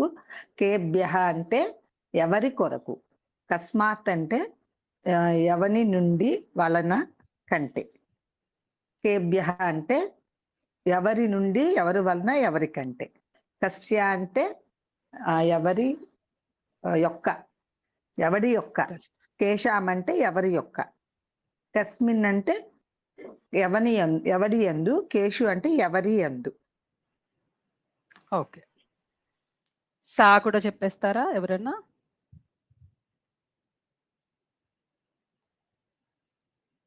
ఓకే. మనం ఏం చేద్దామంటే నేను చెప్పనా అండి? ఒక్క నిమిషం. Next week ఉంచేసుకుందాము. సా ఒకటి, సా కా నెక్స్ట్ వీక్ తీసుకుందాము. ప్రత్యయాలు కూడా అంతే. కొన్ని ప్రత్యయాలు ఇప్పుడు ఏమైనా చిన్న చిన్నవి నేర్చేసుకుని నెక్స్ట్ వీక్కి మిగతావి నేర్చుకుందాం. మనం ప్రత్యయాల్లో మనం స్పెసిఫిక్గా నేర్చుకునేవి ఏమిటి? తుమున్ ప్రత్యయం, త్వా ప్రత్యయం, ల్యప్ ప్రత్యయం, తవతు ప్రత్యయం, తా ప్రత్యయం. 5 ప్రత్యయాలు నేర్చుకున్నాం. అంతేనా? ఇంకా నేర్చుకున్నాం ఏమన్నా? అంతేనండి. తుమున్ ప్రత్యయం దేనికి వాడతాము? కానికి, రవటానికి, చేయటానికి. హేతు, కారణం. కరెక్ట్. పఠితుం, చదవడానికి. పాతుం, గాతుం, తాగడానికి, పాడడానికి, రాయడానికి. అలా ఎందుకు చేస్తున్నాము అనేది వర్ణించేది తుమన్ ప్రత్యయం. ప్రత్యయం అంటే ఏంటి ఫస్ట్ అసలు? బదులుగానా మ్యామ్? అనటానికి చివర తగిలిచ్చేది ప్రత్యయం అండి. ధాతువుకి చివర తగిలిచ్చేది ప్రత్యయం. కరెక్ట్. సో ఈ ప్రత్యయాలలో మనము కృదంత ప్రత్యయాలు అని ఇవి నేర్చుకున్నాం. ఇవన్నీ కృద్ అంత ప్రత్యయాలు అనమాట. సో వీటిల్లో మనకి త్వా, తుమును, ల్యప్, తవతు, తా ఇవి నేర్చుకున్నాం మనము. ఇంకా ఉన్నాయి చాలానే. సో తవతు ప్రత్యయ, తుమున్ ప్రత్యయంలో ఏమిటి వస్తుంది? హేతువు చెప్పారు. త్వా ప్రత్యయంలో ఏమొస్తుంది? పూర్తయిపోయింది. చేసిన తర్వాత. కంటిన్యూషన్. కరెక్ట్. కాదు, ఇప్పుడు ఎలా ఉంటుందంటే ఇది చేసిన తర్వాత ఇంకొక పని చేయడం అనమాట. ఇందులో ఈ తుముల్లో త్వాలో మీకు 2 క్రియాపదాలు వచ్చినట్టుగా ఉంటాయి. అంటే ఏంటి? నేను చదవటానికి పాఠశాలకు వెళ్తున్నాను అంటే చదవటానికి అనేది తుముల్లో చెప్తున్నాను. అంటే పట్ అనే ధాతువు యూజ్ చేసి దాన్ని తుముల్లో పెట్టి ఏం చేస్తున్నానో చెప్తున్నాను. అంటే ఇది పూర్తి అవ్వని అంటే 2 క్రియలు ఉంటాయి. ఒకటి ఎందుకు చేస్తున్నాము అనేది డిస్క్రైబ్ చేస్తుంది, ఒకటి యాక్చువల్ క్రియ చెప్తుంది అనమాట. అహం పాఠశాలాం గచ్చామి అన్నాను అంటే నేను పాఠశాలకు వెళ్తున్నాను అని చెప్పాను కదా. కానీ పాఠశాలకు ఎందుకు వెళ్తున్నాను? పఠితుం గచ్చామి, పాఠశాలాం గచ్చామి అంటే పఠితుం అనేది ఎందుకు వెళ్తున్నాము అన్న దాని గురించి చెప్తోంది కదా. అది చెప్పేది తుమున్ ప్రత్యయం. త్వా ప్రత్యయం ఏం చేస్తుంది? పాఠశాలకు వెళ్ళి నేను ఆడుకున్నాను అయితే అక్కడ చదువుకున్నాను అలా చెప్పడం. ఒక కార్యాన్ని పూర్తి చేసేసాక ఇంకొక కార్యం గురించి చెప్పడం. అంతేనా? వెళ్ళిన తర్వాత చదువుకున్నాము, అన్నం తిన్న తర్వాత ఆడుకున్నాము, లేకపోతే తిన్న తర్వాత పడుకున్నాను అలా చెప్తున్నాం. అంటే ఒక కర్మని గురించి చెప్తూ దానికన్నా ముందర ఏం చేసామో చెప్తున్నాం అన్నమాట ఇంకో దాంట్లో. అంతేనా? పని పూర్తి చేసి ఇంకో పని చేస్తున్నాం అని చెప్పడానికి. అలాగే మనము 2 కాలాలు నేర్చుకున్నాం. ఒకటి వర్తమాన కాలం, ఒకటి భవిష్యత్ కాలం. పఠతికి చెప్పండి 4 అంటే మొత్తం 9 మనం 6 ఫార్మ్స్ చెప్పండి. పఠతి, పఠతి, పఠతి, పఠామి, పఠసి. అలా చెప్పద్దు, అన్ని మిక్స్ చేసి. పఠతి, పఠంతి, పఠసి, పఠథ, పఠామి, పఠామహ. అలా సీక్వెన్స్ లో ప్రాక్టీస్ చేస్తే మీకు ఫస్ట్ రావడం వస్తుంది. ఆ తర్వాత ఎక్కడిది కావాలంటే అది పిక్ చేసుకునేటట్టు. భవిష్యత్ కాలం అంటే భవిష్యత్ కాలంలో ఎలా మారుతుంది? పఠంతి, యాడ్ అవుతుంది. పఠిష్యత, పఠిష్యామి పఠిష్యామః పఠిష్యతి పఠిష్యంతి ఏకవచనం బహువచనం ప్రథమ పురుషాకి. పఠిష్యసి పఠిష్యథ మధ్యమ పురుష. పఠిష్యామి పఠిష్యామః. ఇది సేమ్ లట్లకారంలో ఎలా మనకి వర్తమాన కాలంలో ఎలా ఉంటాయో క్రియాపదాలు జస్ట్ అలానే ఉంటాయి. జస్ట్ షాకి యావత్తు ష్య అని యాడ్ అవుతుంది. భవతి అని అంటే ఉండడం, భవిష్యతి అంటే ఫ్యూచర్ గురించి ఫ్యూచర్ లో. సో అలా ష్య అనేది యాడ్ అవుతుంది. అది ఒక్కటే డిఫరెన్స్ మనకి. ఇంకా మిగతాదంతా అలానే ఉంటుంది సేమ్. అహంకి ఎలా ఉందో అలానే, త్వంకి ఎలా ఉందో అలానే ఇందులో కూడా ఉంటుంది. వర్తమాన కాలంలో ఎలా ఉంటే అలాగే భవిష్యత్ కాలంలో కూడా ఉంటుంది. ఓకేనా? సో మరి ఇక్కడ దాకా ఇవాళ కంప్లీట్ చేసుకుందాంలో ఎవరికన్నా ఏమైనా డౌట్స్ ఉన్నాయా? డౌట్స్ ఏం లేవు, కానీ ఇప్పుడే క్వశ్చన్ పేపర్ కరోషి ఎక్కడ వాడతామో చెప్తామన్నారు. ఎలాంటి చోట వాడచ్చో చెప్తాను. ఇప్పుడు నేను అతడు కార్యమును చేస్తున్నాడు, దానికి ట్రాన్స్లేషన్ చెప్పండి, సంస్కృతంలో చెప్పండి. కరోతి అంటాం మామూలుగా అయితే.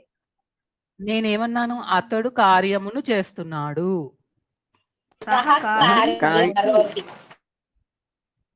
సహకార్యం కరోతి. ఓకేనా? నువ్వు కార్యమును చేస్తున్నావు. త్వం కార్యం ఇక్కడ కరోసి. లక్ష్మి గారు మీరు ఉండండి. కరోసి కాకుండా కరోషి రావాలి.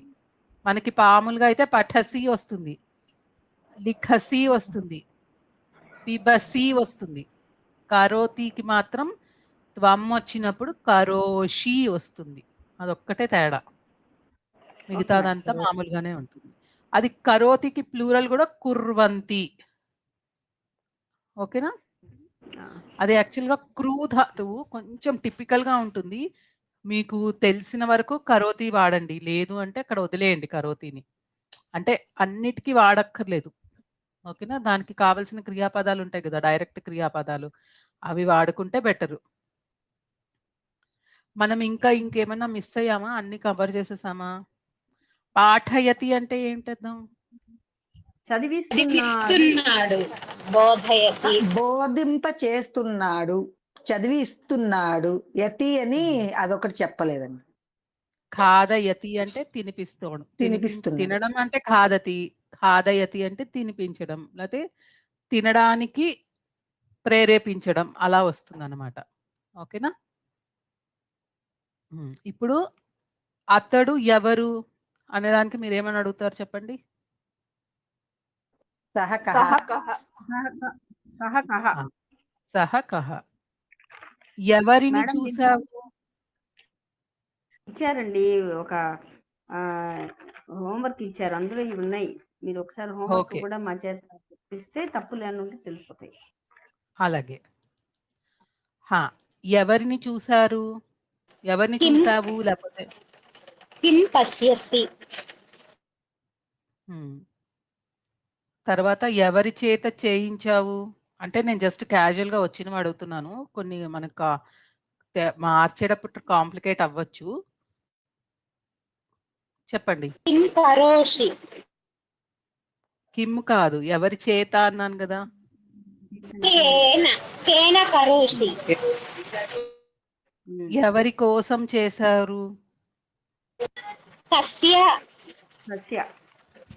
కరోతి.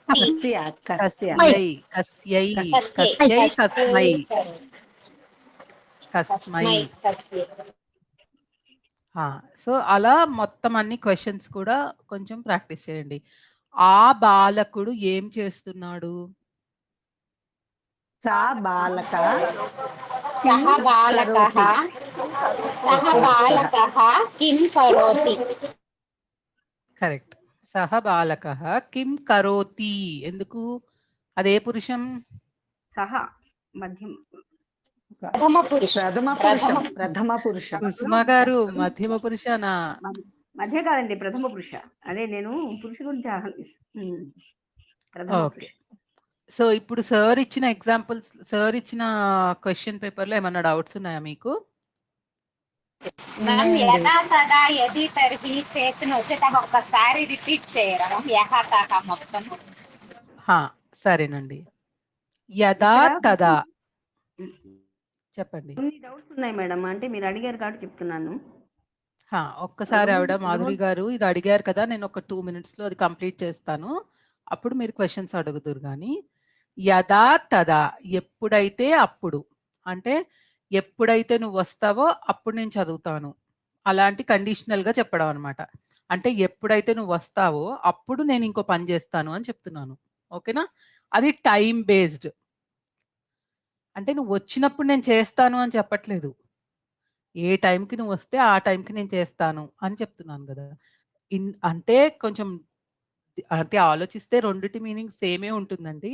బట్ ఏంటి అని అంటే ఫస్ట్ మనకి డామినెంట్గా టైం కనిపిస్తుంది. ఇప్పుడు యదా తదా, మనకి కదా అంటే ఏమనుకున్నాం, మనం చెప్పుకున్నామా ఎప్పుడు అని? కదా అలా దా అని వస్తే టైం రిలేటెడ్. యదా అంటే ఎప్పుడైతే నువ్వు వస్తావో అప్పుడు అని అంటున్నాను. అంటే యదా తదా అనేది టైం బౌండ్గా ఉంటుంది, కండిషనల్ స్టేట్మెంట్.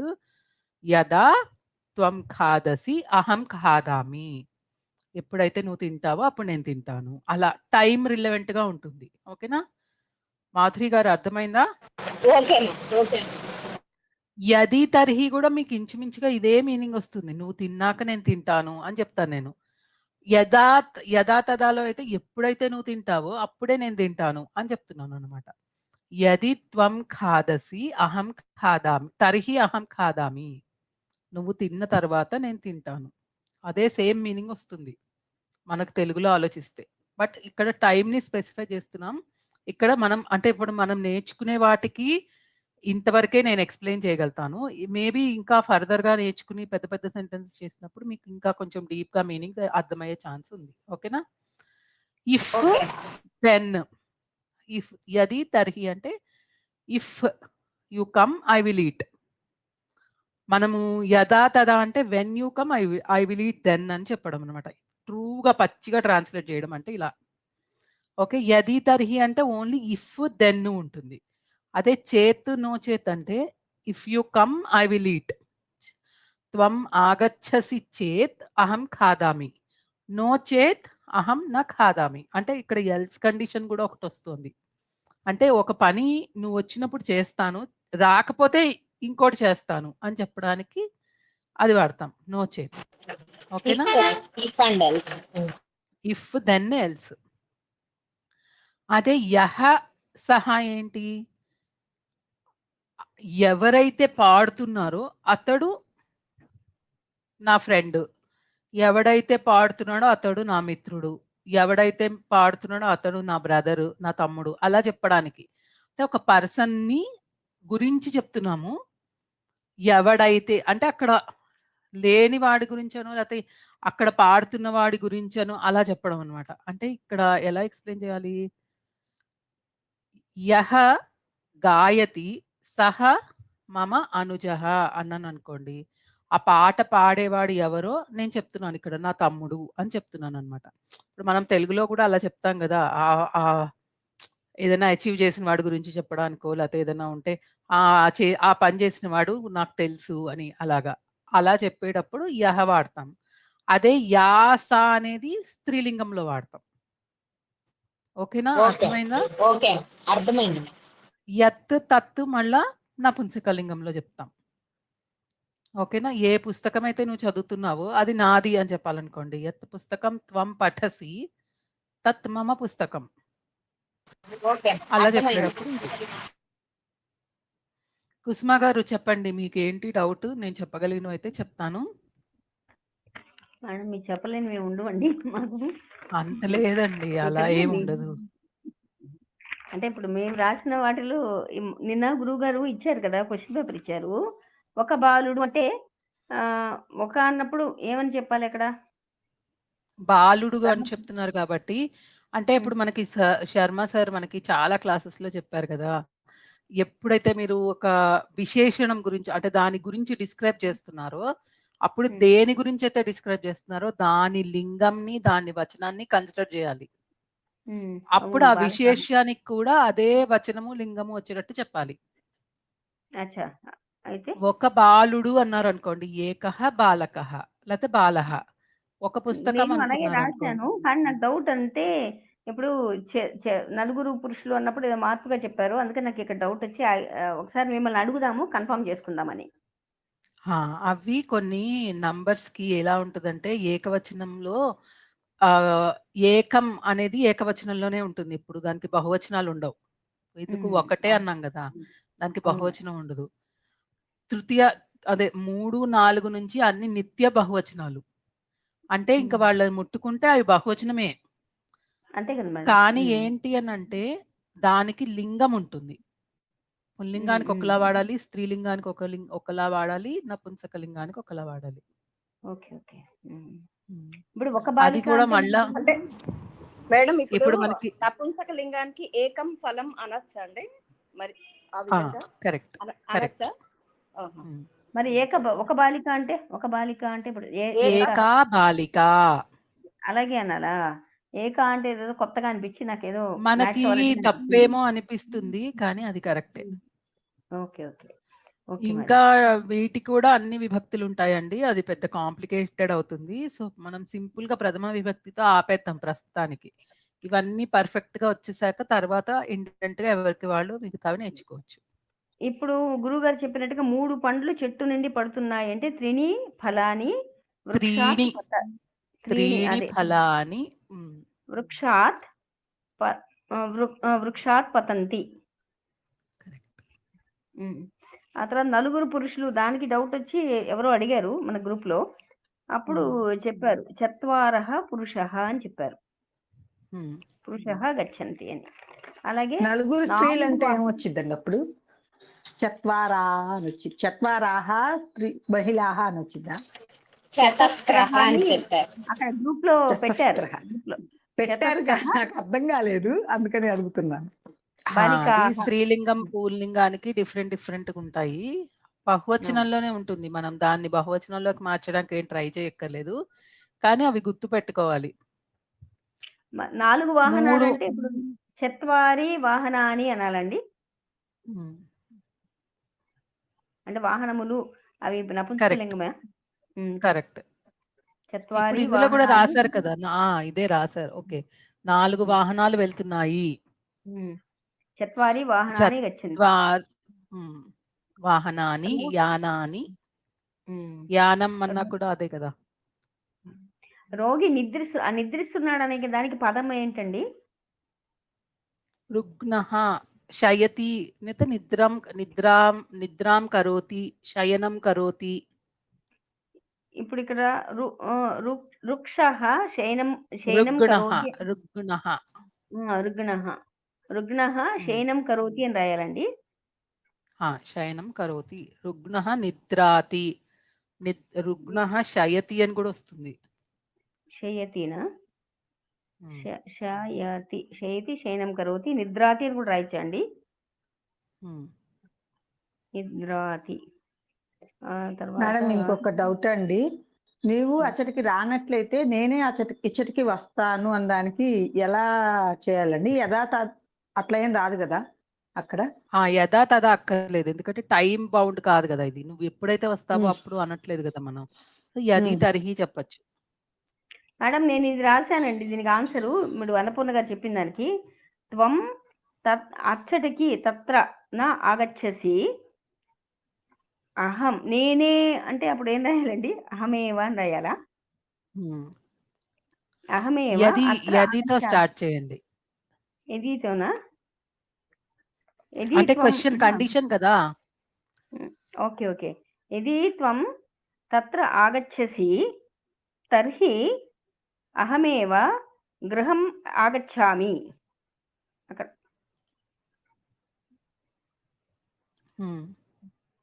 అంతేనండి. యది త్వం అక్కడికి అన్నారా? అచ్చటికి. ఓకే. యది త్వం తతః న ఆగచ్చసి యది వచ్చింది కాబట్టి తర్హి లేకపోతే చేత్ కూడా వాడచ్చు. నేను చేత్ రాసా మేడం. త్వం చేత్ నా ఆగచ్చసి, త్వం చేత్ తత్ర నా ఆగచ్చసి, అహం అత్ర ఇక్కడ తత్రానే ఉండాలి. అక్కడికి అన్న అచ్చటికి అంటే అక్కడికి కదా, అది తత్ర ఉండాలి. యది త్వం తత్ర న ఆగచ్చసి తర్హి అహం ఏవ అత్ర నేనే వస్తాను, ఆగచ్చామి. అప్పుడు చేత్ నో చేత్ ఇక్కడ వాడలేం కదండి. త్వం తత్ర న ఆగచ్చసి చేత్ అహం ఏవ అత్ర ఆగచ్చామి. ఇది యది తీసేయండి. త్వం తత్ర న ఆగచ్చసి చేత్ అహం అత్ర ఆగచ్చామి. నేనంటే ఫస్ట్ ముందు పెట్టానండి.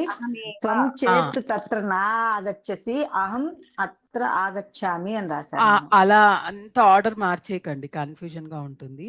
వర్డ్ బై వర్డ్ మార్చుకుంటూ లైన్ ఫామ్ చేసుకోండి ఫస్ట్. ఓకేనా? అప్పుడు మీరు అన్నట్టు చేత్ అనేది మధ్యలో పెడితే సరిపోతుందా? త్వం తత్ర అంటే ఫస్ట్ కండిషన్ అయిపోయిన తర్వాత అప్పుడు పెట్టేసి సరిపోతుంది. అంటే మనం ఏం చెప్తున్నాం, నువ్వు ఈ పని చెయ్యకపోతే అప్పుడు నేను ఇది చేస్తాను అని చెప్తున్నాం కదా. అవును మేడం. సో ఆ టైంలోనే అది పెట్టండి, చేతి పెట్టండి. మీకు కొంచెం క్లారిటీ వస్తుంది. ఇది ఓన్లీ కన్వీనియన్స్ అంతే. మనం ఫస్ట్లో తెలుసుకున్నట్టుగా ఆర్డర్ మార్చేస్తే అసలు మీకు మీనింగ్ ఏమీ మారదు. బట్ ఏంటంటే మన క్లారిటీ కోసం, మాకు అర్థం కావాలంటే కొంచెం అర్థవంతంగా రాసుకుంటే ఈజీగా ఉంటుంది. Okay okay okay madam. Madam మీరు చెప్పండి అరుణ గారు. మొత్తం ఫుల్ రెండు రకాలుగా రాయొచ్చు అనుకున్నాం కదండి. యది త్వం తత్ర నా ఆగచ్చసి తర్హి అహం ఏవ అత్ర ఆగచ్చామి. ఓకే. అహం ఏవ కలిపి అహమేవ అంటారు అని గురువు గారు చెప్పారు ఒకసారి. అవును, మనం విడివిడిగా ఫస్ట్ కొన్ని రాసుకుంటే మనం వాడడం అలవాటు అవుతుంది, తర్వాత కలిపేసుకోవచ్చు. అంటే ఇక్కడ ఈ సెంటెన్స్ కి యది తర్హి వాడచ్చు, చేత్ కూడా వాడచ్చు, రెండు ఉన్నాయి. అవును, యది తర్హి ఎప్పుడైనా చేతితో రీప్లేస్ చేస్తూనే వాడచ్చు, ప్రాబ్లం ఉండదు. నో చేత్ పెట్టాలి అంటే తర్హితో సరిపోదు, అప్పుడు చేతే వాడాలి. అదే నువ్వు అది కాకపోయినట్లయితే అప్పుడు నేను చేస్తాను ఈ పని అని చెప్పేటప్పుడు అంతే. మేడం ఇంకోటి, మహిళా మండలికి అంటే మహిళా మండల ఆమె వస్తుందా? వారు మహిళా మండలికి వెళ్తున్నారు. మండలికి అన్నాం కదా. మండలీం. కరెక్ట్, మండలీం. మండలీం. అయితే మనం నీవు అచ్చటికి ఇక్కడ చేతి యాప్ట్ అంటారా? నీవు అచ్చటికి రానట్లయితే నేను ఇంటికి వచ్చేదను యాప్ట్ కరెక్ట్ గా అయితే చేతి ఎక్కువ వాడాలా యది తర్హి కన్నా? అలా ఏం లేదండి, రెండు ఇంటర్చేంజ్ చేసుకోవచ్చు. నేను చెప్పింది చేతి ఎప్పుడు ఎక్కువ వాడుతున్నాము అంటే ఇలా కూడా వాడచ్చు, చేతి వాడకూడదు అని ఏం లేదు. కానీ దీనికి ఇంకొక కండిషన్ కూడా యాడ్ అయితే చేతి పెట్టుకుంటే కన్వీనియంట్, యది పెట్టుకుంటే మీరు అలా చెప్పలేరు కదా అంటున్నాను. Okay madam. నెక్స్ట్ పండితుడు మననము చేస్తున్నాడు, దానికి పండిత మననం అనే వాడుకోవచ్చా? లేకపోతే వాడండి వాడండి పండిత వాడండి. మననం కరోతియా కుర్వంతియా? ఒక్కడే పండితుడు కదా చేసేది, కాబట్టి కరోతి వస్తుందండి. అంతే అంతే. Okay, thank you madam. ఇంకా ఒక చిన్న డౌట్, మీరు ఉపాధ్యాయులై ఉన్నారు, భవాన్ అధ్యాపికాః అస్తి అనాలా? భవాన్ అధ్యాపిక అంటే భవతి రావాలి, ఎందుకు స్త్రీలింగం. అదే సారీ మేడం, నేను తప్పు చదివాను, నేను భవతి రాశాను అక్కడ. అంటే రెండు ఇచ్చారు. ఇప్పుడు సార్ అడిగిన క్వశ్చన్స్ 4 ఉన్నాయి కదా, సో నేను 4టికి చెప్తాను, ఒకసారి నోట్ చేసుకోండి. నీవు ఉపాధ్యాయుడివై ఉన్నావు అంటే ఏకవచనం పుల్లింగం. భవాన్ అధ్యాపకః అస్తి. అంతే రాశాను.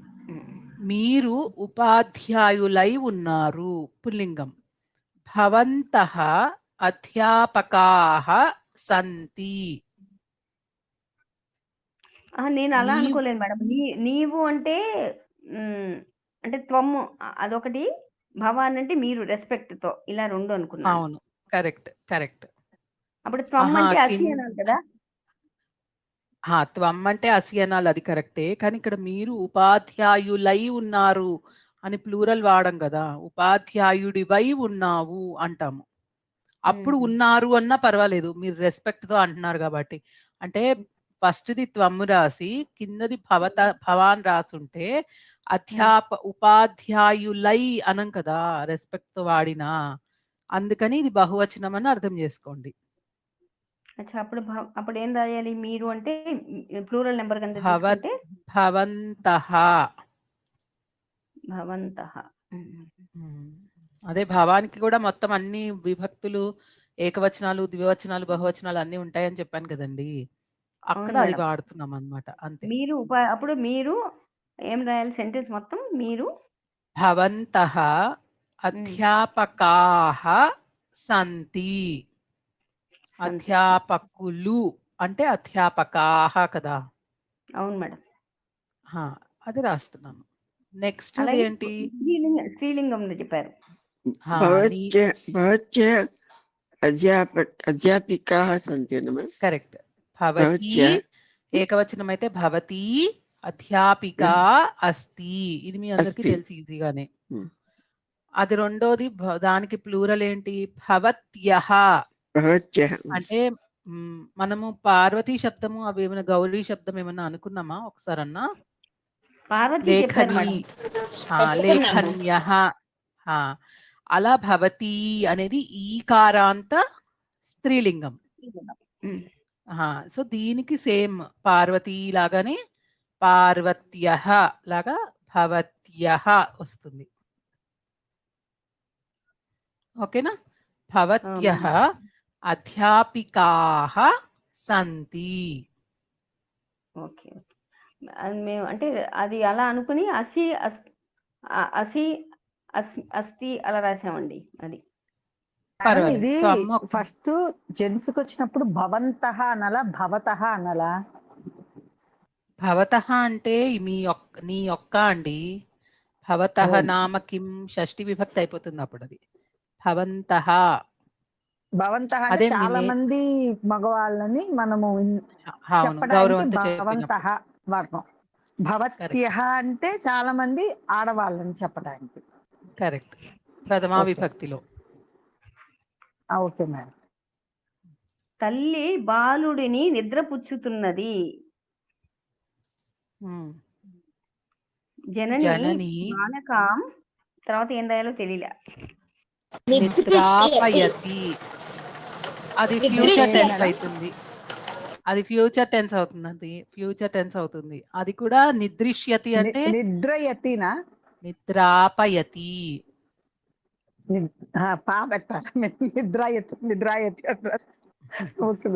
నిద్రాపయతి.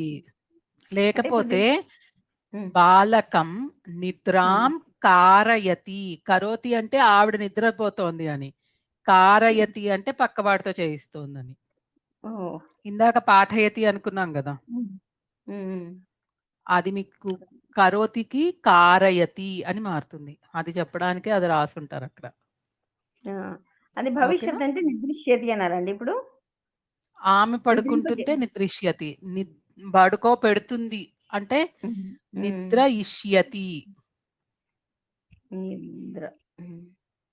యా వస్తే దాన్ని ఈ చేసేయాలి. నిద్రాపయతి అని వచ్చింది కదా, అది మరి ఎలా మారుతుందో తెలీదు. మామూలుగా అయితే పఠతికి పాఠయతి వస్తుంది కదా, దానికి భవిష్యత్ కాలం పాఠయిష్యతి అవుతుంది. ఈ నిద్ర అనేది కొంచెం టిపికల్ గా ఉంటుంది క్రియాపదము. సో చూద్దాం మనం నెక్స్ట్ లెవెల్లో చూసుకుందాం.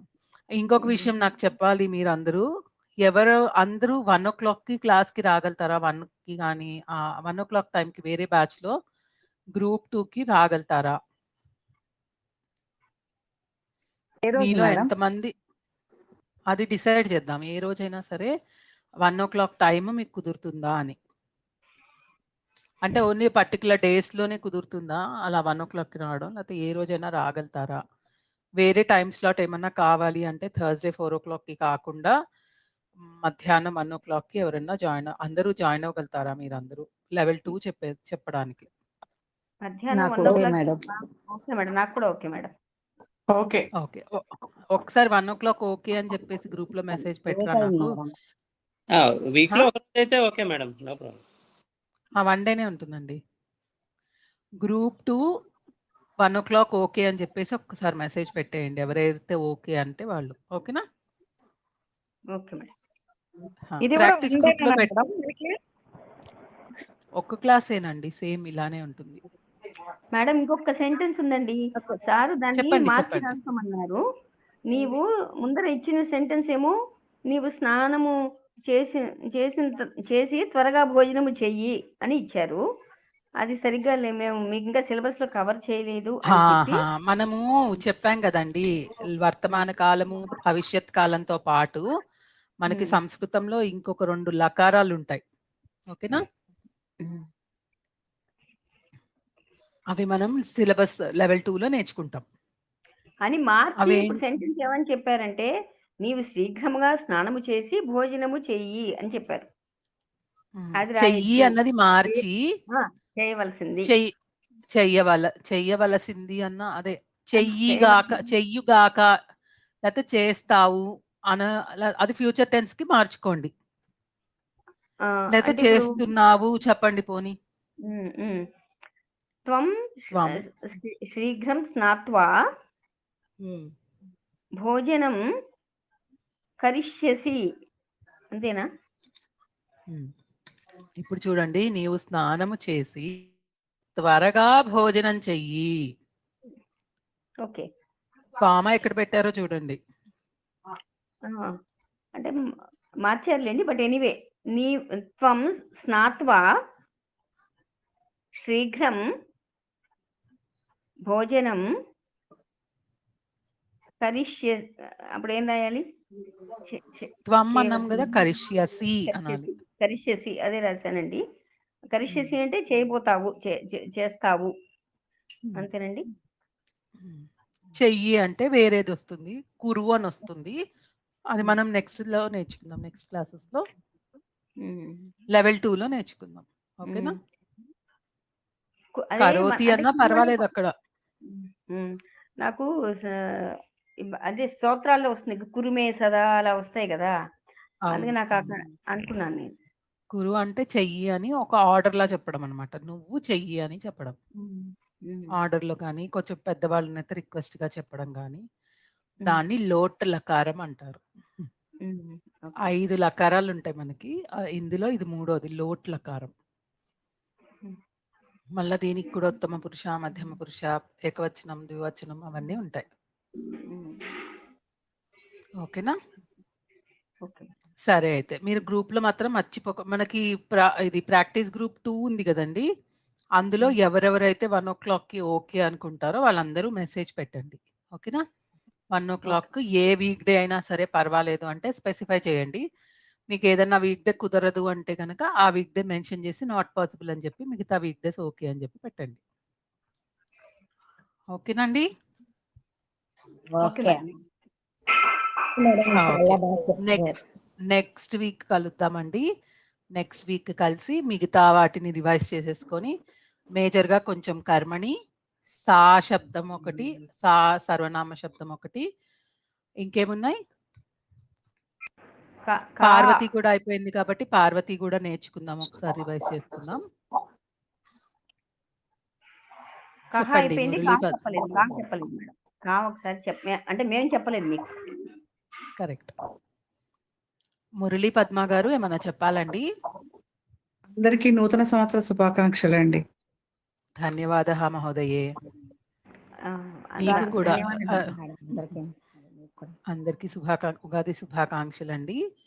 మళ్ళీ మనం ఇంకా కొత్త సంవత్సరంలో అయితే కలుద్దాము. నెక్స్ట్ వీక్ కంప్లీట్ చేసేసుకుంటే లెవెల్ 2కి వెళ్ళిపోతారు. నెక్స్ట్ మోస్ట్లీ ఏప్రిల్ 10th ఇంకొక 1 వీక్‌లో స్టార్ట్ అవుతాయండి. సో ఇవన్నీ రివైజ్ చేసుకొని రెడీగా ఉండండి లెవెల్ 2కి. ఓకేనా?